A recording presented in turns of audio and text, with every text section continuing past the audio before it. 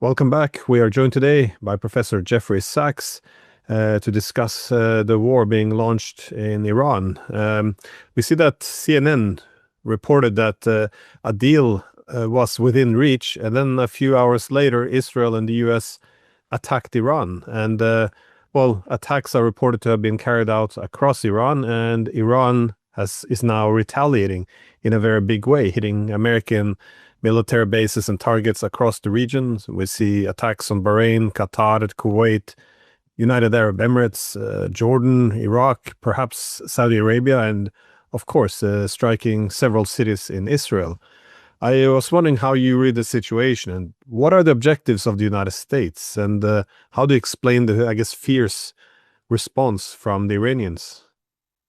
Well, the objective is stated. It's regime change. This has been an Israeli dream for 30 years. Israel has caused war across the Middle East using the U.S. and using its effective ownership of Washington, which Israel does own for a variety of reasons, in wars that stretch from Libya, Sudan, Somalia, Gaza, the West Bank, Lebanon, Syria, Iraq, Yemen, and Iran has always been the big prize. So this is part of a long-term plan of Israel. The plan is Israeli military hegemony in the region backed by the United States. The basic goal is Israeli dominance through its nuclear arms and the backing of the United States, the suppression of the Arab world, and effectively the expulsion of Russia and China from the region. So this is a geopolitical move. This is, of course, an attempt to overthrow Iran, but it's part of a larger picture. The United States is fighting to this moment for global hegemony, have no doubt about it. This is part of a world war that the U.S. is waging. And the war comes in Venezuela. The war is going to come to Cuba, or is already in Cuba. Yesterday, the president said that the U.S. would make a friendly takeover of Cuba. The war is in the Middle East. Europe is already a vassal region of the United States. So this is the U.S. Attempting, even in what is actually a multipolar world, to maintain its global hegemony. Of course, when you operate with such extraordinary violence, recklessness, lies, and delusion, the results can be completely catastrophic. So we're in the first hours of something that will have chain reactions across the world. I don't believe this will go well. I think that this is extraordinarily dangerous. By the way, the United States is a non-constitutional regime ruled by a small gang, by Trump and the gang. There's no congressional authorization.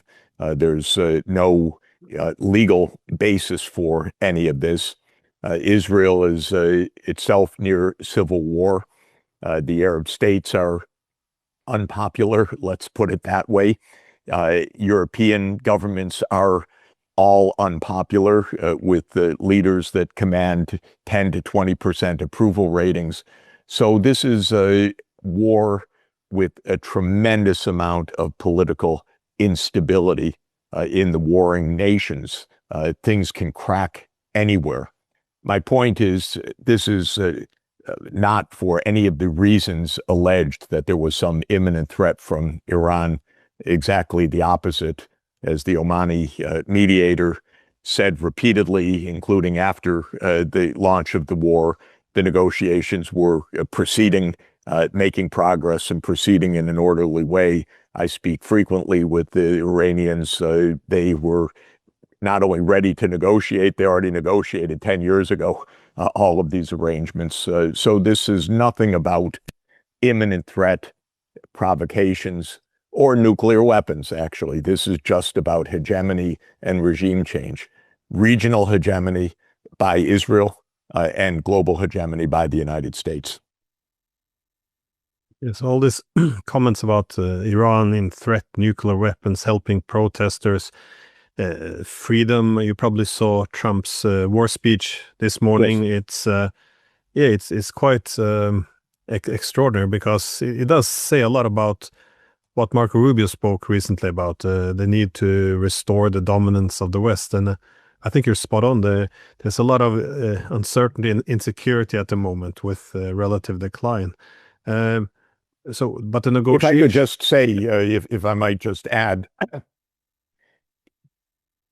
there's an old movie, I'm sure a lot of people have seen it, The Wizard of Oz, famous movie, where at the end of the movie, the great wizard is exposed as the little dog pulls the curtain back and shows that it's just an old man speaking into a megaphone. The odd part about American propaganda these days is that the curtain was pulled back long ago. In fact, last month, our Treasury Secretary, who's a kind of a thug, explained that the aim of U.S. policy last year was to crush the Iranian economy and bring people out onto the streets. He explained it step by step. He said last March, Trump gave an order for maximal pressure. The idea was to bring down the currency. He said in December, this worked. Banks failed. There was a dollar shortage. The currency collapsed. People were suffering. They came out on the streets. And he said, things are going in a very good direction. So the curtain was pulled back. This isn't protests against a regime. This is an American regime change operation. The propaganda is so brazen, they don't care whether they are believed or not, really. They just care that they have a narrative. And this is the situation that we're in right now. There was no threat. There has been an attempt to bring the regime to its knees economically. The negotiations were phony, because both last year and this year, when the negotiations were making progress, the U.S. attacked. This is a premeditated aggression without any justification of the kind that the U.S. government gave. This is just it doesn't even have the moral veneer of being a covert regime change operation. Most of the time, the United States acts violently, repulsively, but it pretends that it's not the U.S. that's doing it. So most U.S. regime change operations are covert. Here, they don't care. The brazenness may be Trump's megalomania and personal psychological instability. It may be the need for the United States to feel that it has to reset dominance, but it's not hidden. And every explanation given is a transparent lie.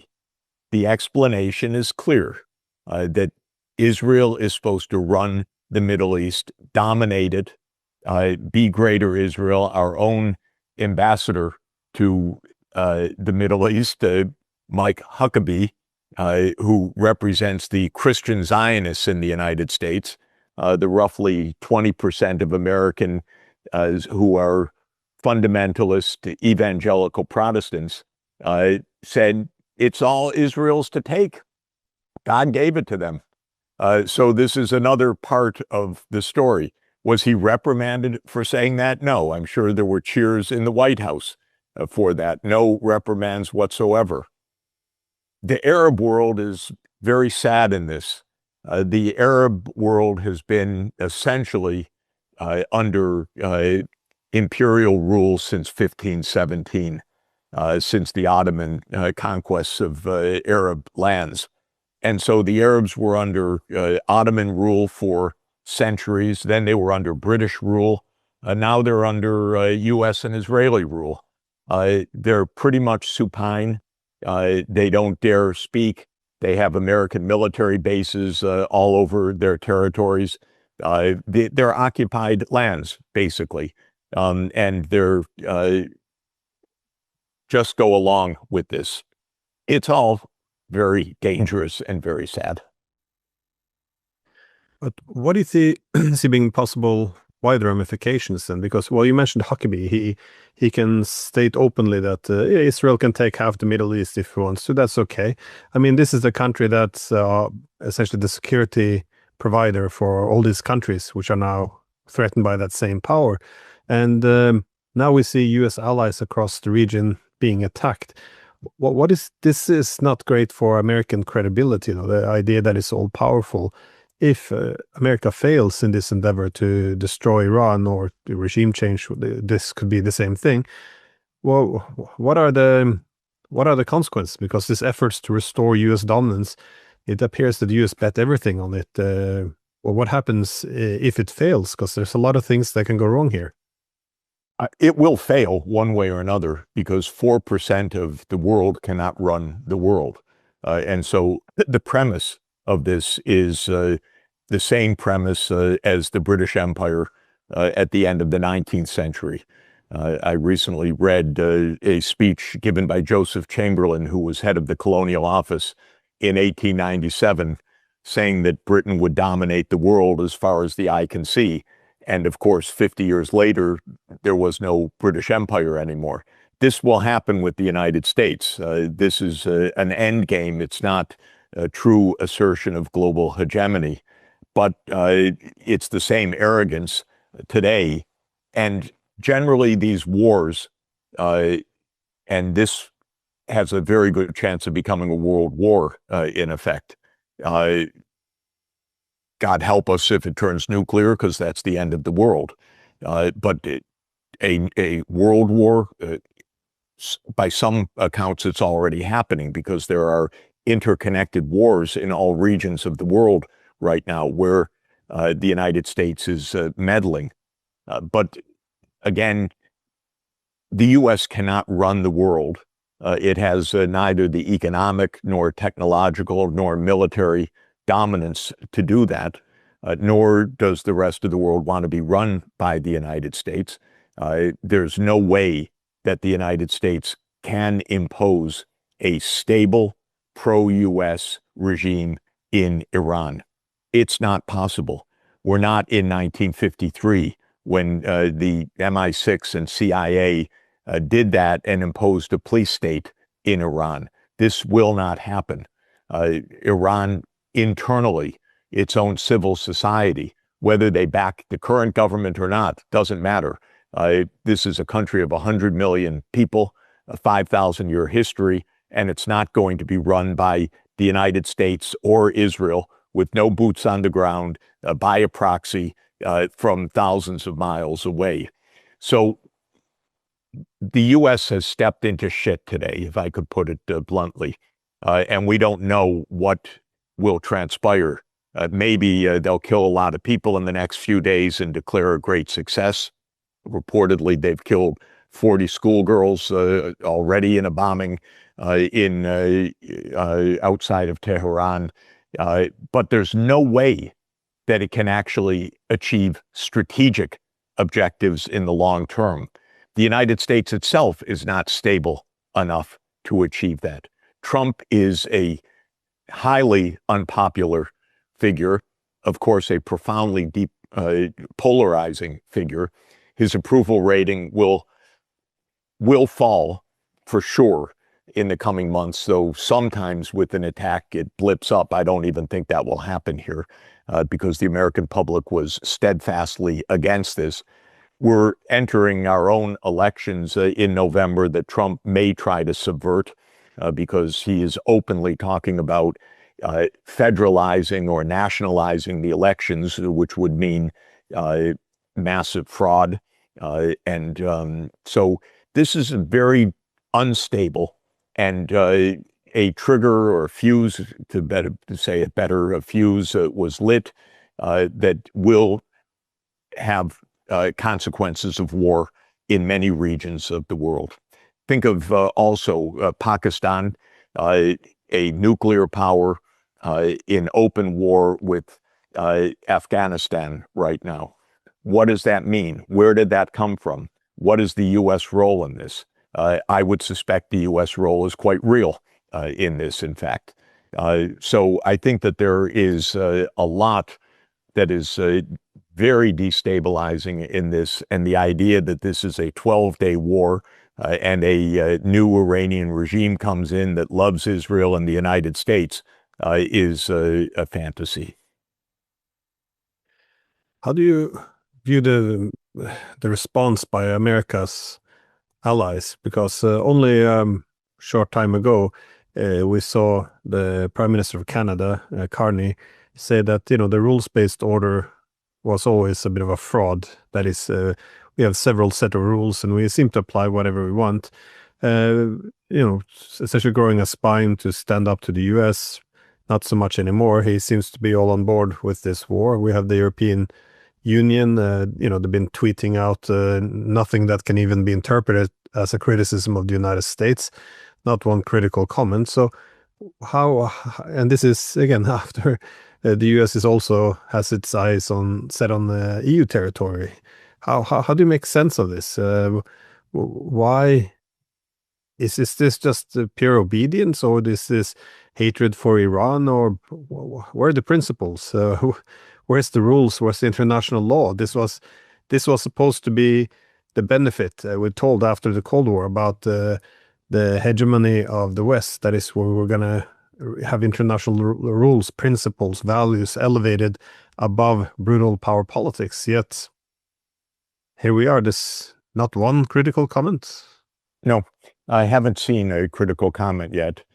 Kaya Kallas exposes Brussels again as almost fascistic, by the way. The attack is on Iran, not on the United States for launching a premeditated aggression. Not a word about that. Carney, frankly, shocks me today. Extremely disappointing. Of course, I've only read one statement. I don't know the full context. But from what I read, at least, Carney backed the United States. Australia backed the United States.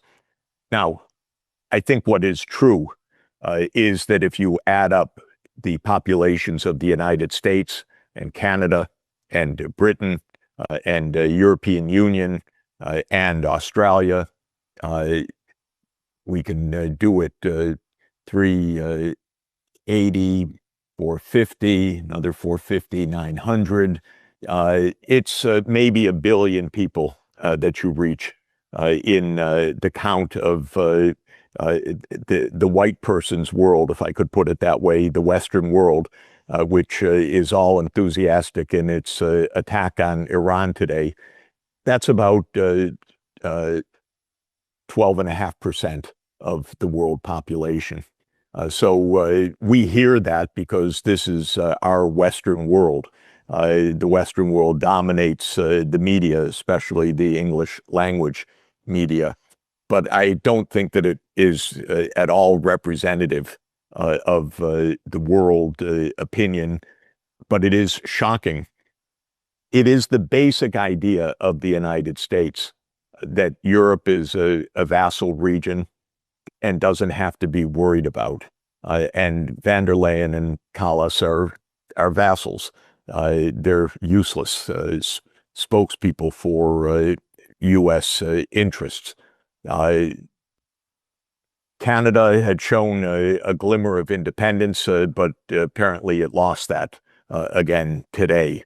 Australia, it doesn't surprise me. This is part of the British world, and that really doesn't surprise me. There's a lot of anti-Muslim hatred.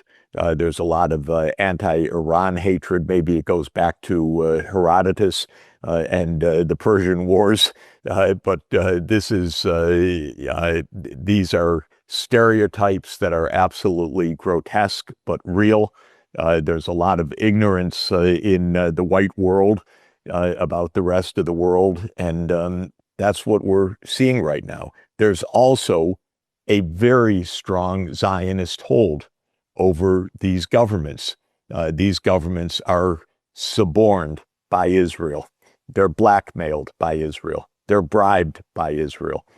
They have weapon systems and intelligence activities with Israel. They use Pegasus and other spy materials. So there's a military-industrial alliance that is at work here that's also very powerful, in which Israel is actually a protagonist, not just another member of the U.S. hegemonic club.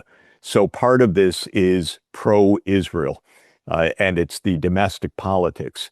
When Trump gave his State of the Union speech, there was one standing ovation in the Congress, and that's when he talked about how evil Iran was. The U.S. Congress is owned and operated by the Zionist lobby. It's not an exaggeration. That's just a literal fact. Every congressman can explain it to you. If they deviate from the lobby, they will face retribution. They will face primary opponents. They will face vilification. If they go with the Israel lobby, they get treats and trips and benefits and campaign contributions and the like. And so this is and it's linked to the CIA, Mossad, and the military-industrial complex, which is pervasively powerful. It runs the United States, actually. We don't have a democratic constitutional system. We have a military-industrial complex, which runs American foreign policy in the world. And that's deeply integrated with Israel in this. So this is another reason for what we're observing right now. But the shock that you get a brazen, premeditated, extraordinarily violent and vulgar attack on Iran, and Europe jumps up and says, right on, and Canada and Australia, and I'm sure a few others, shows the kind of world that we're in right now. There is apparently no principle, and Trump also wants to prove that this is the world of gangsters, and he wants to be gangster number one. So how severe is it? I mean, you say internationally, obviously this could set the whole world on fire, given that this impacts every corner of the world, it seems. But what will it do within the United States as well? There's already a division between the MAGA crowd who don't like that Israel is put before America, so Israel first instead of America first. I guess a failed and humiliating war in Iran would definitely play into this. Even a successful one would, but it would be very difficult to absorb a failure, it seems. And but on the international level, could this spiral out of control into World War III? It's too early, of course. The war only began a few hours ago, but what are the possible pathways you see here? The theory is that Iran will be decapitated. The massive attacks will subdue Iran in a short order, and all will be quiet soon. Trump will declare a triumph. He will be a hero, and things will go on. That's the U.S. View. It's possible. You might put that at 5% or 10%. No operation that the U.S. has undertaken of this sort has been like that anywhere for decades. This is the theory of the U.S. overthrowing Assad in 2011. It actually lasted 15 years. This is the theory of the U.S. overthrowing Muammar Gaddafi in 2011. That civil war continues till today. This is the theory of overthrowing the Sudanese government. That now has two civil wars, one in Sudan and one in South Sudan. This is the theory of the Iraq war, that shock and awe would lead to quiet, and it did. Mission accomplished, remember. And then it led to years and years of instability. This is the theory of the occupation of Afghanistan, which lasted 20 years in failure. This time, there are not even planned to be troops on the ground. How is the United States going to run Iran from afar? There is no answer to that.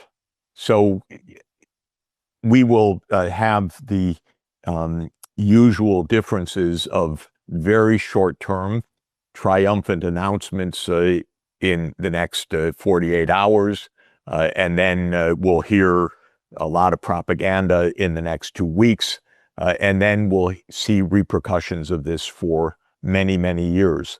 The repercussions, I think, are bound to be destabilizing. I don't see how this can possibly be stabilizing in any way. I don't see how the objectives could actually be fulfilled in any way. There, I give almost zero probability to a strategic win. Again, the strategic win from a U.S. point of view and an Israel point of view would be installing a new Shah of Iran, a new police state in Iran, as was installed between 1953 and 1979. But I think the chance of that is zero.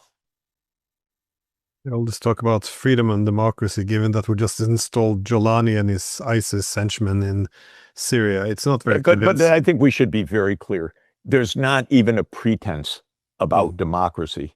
This has nothing to do with democracy. We don't have it in the United States. We don't have it in Israel. We don't have it really in the Western world anymore. We have some trappings of democracy, but we've already become militarized states. And in the United States, this is certainly true. Our system of government is constitutional. It says Congress has the power to declare war. We just had a war declared by one person in the middle of the night against public opinion. So we are not a democracy. We have trappings of that. But so too did the Roman Empire. They still had senators in togas, but it was an empire, and it was not a republic. And so this is the reality that we're in right now. But by the way, this is not a stable imperium in the United States. It's very unstable, and the divisions internally are very large. So again, the time horizon is critical here. What happens in days or weeks can be very different from what happens over the course of a few years. But Trump lit a fuse which is completely explosive, and it will explode in many places in the world. And it's not going to come back to stability in a day or a month, no matter what happens in the very short term. Trump lit a fuse that will absolutely end with the end of the U.S. as it is right now in its hegemony. And I think probably eventually the end of Israel as it is also within the next decade or two. This is an explosion that was set off today that is very big and is not going to be put down in some quick decapitation strike in a regime change operation. Yeah, I was on Judge Napolitano last night, and he was asking me whether or not I think the war would happen, and I said there were strong arguments for why it would happen, because the U.S. sent too many assets to be just simply pulled back. There had been too much chest beating to simply pull back, and of course Israel wouldn't permit a peace which would allow Iran to essentially have the pressure removed. But on the other hand, I was making the point that the case for peace would be that there's no pathway here. It's too crazy. There's no strategy, no story you can tell how this is going to be a success. Essentially, it will predictably set the world on fire, and this was my argument for why perhaps this war might not happen. But yeah, I guess I was wrong on this. That it did happen, but it doesn't make any sense. That's why I had a hard time believing you would actually go through with this. I mean, you and I and people who think with reason and consequences would say, no, this could not exist. When I woke up this morning in New York, I turned on the news. I was dumbfounded the same way. Even with the timing, with the Omani mediator saying late last night, good progress being made. We'll meet in Vienna next week. But I think the war machine in the United States and Israel is extremely powerful. This is a kind of fascism with a different face, but it's very powerful. And when the only president in my whole lifetime that tried to stop it was President Kennedy in 1963, and the CIA killed him after that. And that's one message also to presidents that has lasted since then. This is a war machine. You are a temporary occupant of office, and you just watch yourself. Well, Jeffrey Sachs, thank you, as always, for taking the time. I really hope that Trump will see that this is a massive failure and just make the claim that Iran called they're ready to do new serious negotiations, some BS, which he's usually good at, and get an early stop to this. Because yes, and Glenn, even more than Trump, who I give no hope for, if the rest of the world would raise their voice on the basic principle that war can end everything, and that the reason we have the United Nations and Article 2, Paragraph 4, that says that it is illegal to threaten the use of force or to use force against any UN member state, if they would abide by that principle, which was established in 1945 to prevent what just happened and to stop it after it happens. This is our hope. The hope is not Trump. The hope is not Netanyahu. The hope is not from inside the United States. The hope is that most of the world, maybe not the vassal states of the United States, but most of the world will say this is completely outrageous, dangerous, and illegal. This is, I know it seems like a vain hope, but it's the one that I think is the only path right now to getting this turned off. Well, don't expect a peep from the Europeans, at least. I know. This is quite new levels of spinelessness and lack of principles day by day. So, indeed, thank you very much for taking the time, and let's hope this does not get out of control. Yeah. Thank you. Bad thanks. 播报新闻是我的日常，必须时刻保持妆容和皮肤的最佳状态。当来到人生中最重要的时刻，也是 KS 逆时奇迹帮助我轻松驾驭，闪闪发光。KS 逆时奇迹活肤露全效精华、精华霜，多达5种 EGF 6大冻龄关键成分，保湿效果让我非常满意，小细纹也不再困扰我。我就是我自己的最佳女主角 ，KS 让我从容自信，光彩动人。我是我人生中的大女主，我的最爱我做主。KS 逆时奇迹系列热卖中，下单请上快点购，透过中天新闻网 App 下单立减50，或输入 CTI 推荐码有额外折扣。